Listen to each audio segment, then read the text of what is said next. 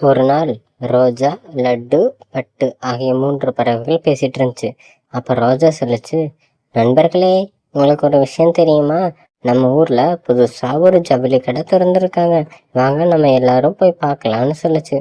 அப்ப அதுக்கு ராஜு சொல்லு, என்ன பட்டு, ரோஜா, கேட்டிங்களா? இந்த ஊர்ல புதுசா துணி கடை வந்திருக்கான். அதுவும் நம்ம ஊருக்கு. ஜாலி ஜாலி, இன்னும் நிறைய துணிகள் வாங்கி நம்ம போட்டுக்கலாம். என்ன? துணிக்கடை வந்தா எனக்கு என்ன? நான் தான் விற்க வச்சிருக்கேனே. அது மட்டும் இல்லாமல் எனக்கு பழைய துணிகளே ரொம்ப பிடிக்கும். அதனால எனக்கு எந்த துணியும் வேண்டாம், சரியா?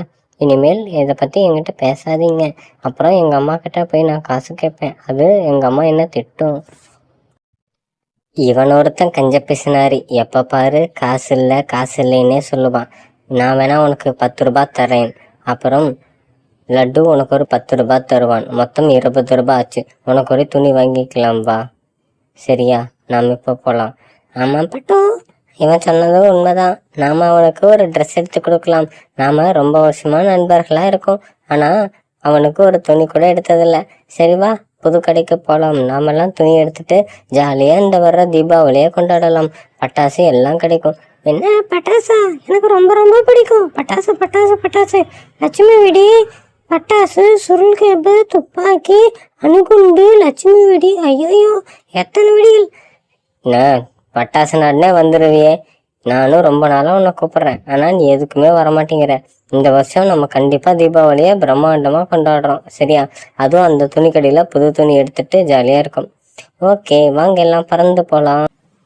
அந்த 3 பறவைகளும் புதிய கடைக்காக பறந்து சென்றது. ஆனால் ஒவ்வொன்றும் மெதுவாகத்தான் பறந்தது. ஆனால் அந்த லட்டு மட்டும் பொறுமையாக பறந்தது. சிவப்பு பறவை கொஞ்சம் கொண்டு வேண்டு இருந்ததால் அதனால் வேகமாக பறக்க முடியவில்லை. ஆனால் ரோஜா வேகமாக பறந்து கொண்டாள்.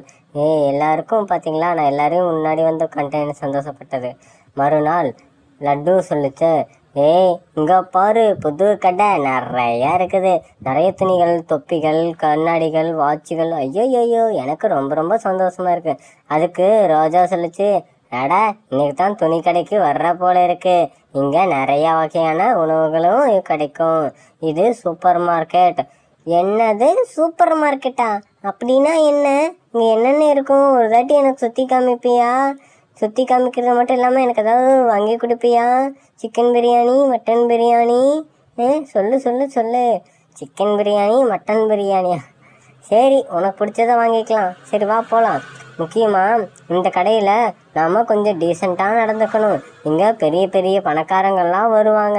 நாம் அவங்களுக்கு ஏற்ற மாதிரி தான் இருக்கணும், சரியா? உனக்கு இன்னொன்றும் சொல்கிறேன், இது ரொம்ப ரொம்ப பெரிய இடம், ரொம்ப ரொம்ப காஸ்ட்லி. எந்த பொருள் எடுத்தாலும் ரொம்ப விலை இருக்கும். கொஞ்சம் ஜாக்கிரதையா இரு. எல்லாம் எனக்கு தெரியும். நான் ப்ரைஸ் டேக் எவ்வளவோ அதை பார்த்து தான் வாங்க போகிறேன். குட்டி பறவையே, இங்கே என்ன பண்ணுற? இது பணக்காரங்க படுற கடை. இதில் நீ என்ன பண்ணுற?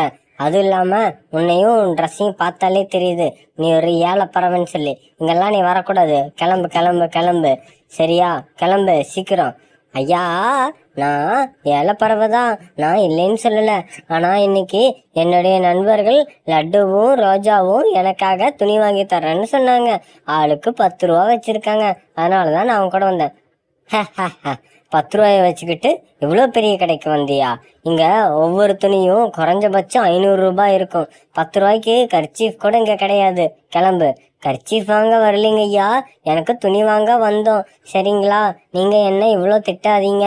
நான் என் நண்பர்களை கூப்பிடுறேன், அவங்க கிட்ட பேசிக்கங்க. அவங்க 2 பேரும் பணக்கார பறவைகள் தான். ஆனால் உருவத்தை வச்சு இப்படி பண்ணாதீங்க.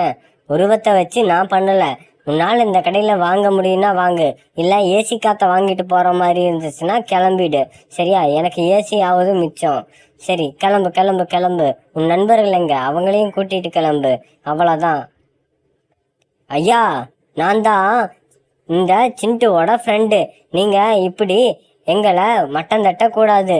கடை பொருள் வாங்குறதுக்கு தான் வச்சுருக்கீங்களே தவிர எங்களை அவமானப்படுத்துறதுக்கு இல்லை. என் நண்பன் சிண்டு ஏழையாக இருக்கலாம், ஆனால் ரொம்ப நல்லவன். நல்லவர்களுக்கு இந்த காலத்தில் நல்லதே நடக்கும். நீங்க நல்லவனா இருந்தா எனக்கு என்ன, எனக்கு தேவை காசு. உங்ககிட்ட காசு இருக்கா? அந்த தொப்பி எவ்வளோ விலை தெரியுமா? 500 ரூபாய். உங்ககிட்ட எவ்வளோ இருக்கு? கொஞ்சம் கூட இல்லை. அதனால கிளம்புங்க. ஐயா, காசு இன்னைக்கு வரும் நாளைக்கு போகும். என் நண்பனுக்கு நான் துணி வாங்கி கொடுக்க வந்திருக்கேன். அதனால நீங்க ஒழுங்கா துணி எடுத்து போடுங்க, இல்ல அவ்வளவுதான், உங்களை போலீஸ் ஸ்டேஷன்ல கம்ப்ளைண்ட் பண்ணிடுவேன். போலீஸா? போலீஸா? நான் பார்க்காத போலீஸா? ஒரு துணி வாங்க காசு இல்லாம துணி கடைக்கு வந்துட்டு என்கிட்டயே நீங்க இது பேசுறீங்களா? ஒழுங்கா இப்பயே வெளியே போங்க. இன்னொருத்தருக்கானமே அவனையும் கூட்டிட்டு போ. ஐயா, நீங்க ரொம்ப பெரிய தப்பு பண்ணிட்டீங்க. அவ்வளவுதான் உங்களுக்கு. நான் உங்களை கண்டிப்பா போலீஸ்ல பிடிச்சு கொடுப்பேன். என் நண்பனை அசிங்கப்படுத்திட்டீங்க, எங்களையும் அசிங்கப்படுத்திட்டீங்க. நீங்க கடை தான் வச்சிருக்கீங்க, சரியா? ஆமா, பணக்காரங்களுக்கான கடை, ஏழைகளுக்கான கடை கிடையாது. வெளியே போங்க. முதல்ல உங்க கால்களை சுத்தம் பண்ணிட்டு வெளியே போங்க, சரிங்களா? இனிமேல் இந்த கடை பக்கம் வந்துடாதீங்க. அவ்வளவுதான் உங்களுக்கு. ஏய் நண்பர்களே, உங்களை இந்த கடையில அவமானப்படுத்திட்டாங்கன்னு கேள்விப்பட்டேன். அவங்கள நாம ஏதாவது பண்ணணும். சிண்டு, இங்க பாரு, சோகமா இருக்காத, சரியா? ஆமா லட்டு, அங்க பாரு, சிண்டு சோகமாயிட்டான். அது மட்டும் இல்லாம அவங்க எங்களை அவமானப்படுத்திட்டாங்க காசு இல்லைன்னு சொல்லி. நாம அவங்களுக்கு பதிலடி கொடுத்தே ஆகணும்.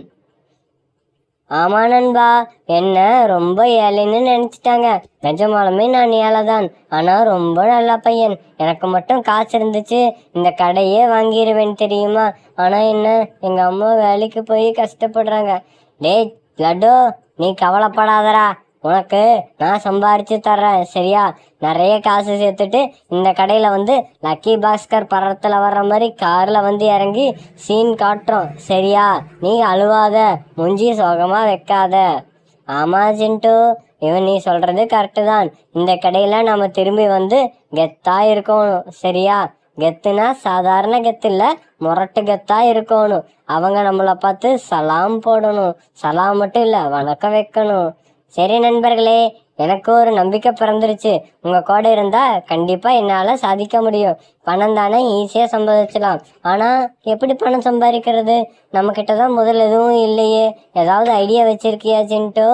ஏதாவது இருந்தா சொல்லு, சீக்கிரம் சொல்லு. எனக்கு நிறைய பணக்காரங்கள் ஆகணும்னு ஆசையா இருக்கு.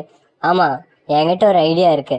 அது என்னன்னா, நாம எல்லாரும் சேர்ந்து ஒரு கடை ஆரம்பிக்கலாம். அந்த கடையில நிறைய தொழில் பண்ணலாம். தொழில் பண்ணி முன்னேறி இந்த கடையே ஒரு நாள் நம்ம விலைக்கு வாங்கலாம். இங்க வந்து துணி வாங்குறது மட்டும் நம்ம ஆசை இல்லை, இந்த கடையே வாங்குறது தான் நம்ம ஆசை.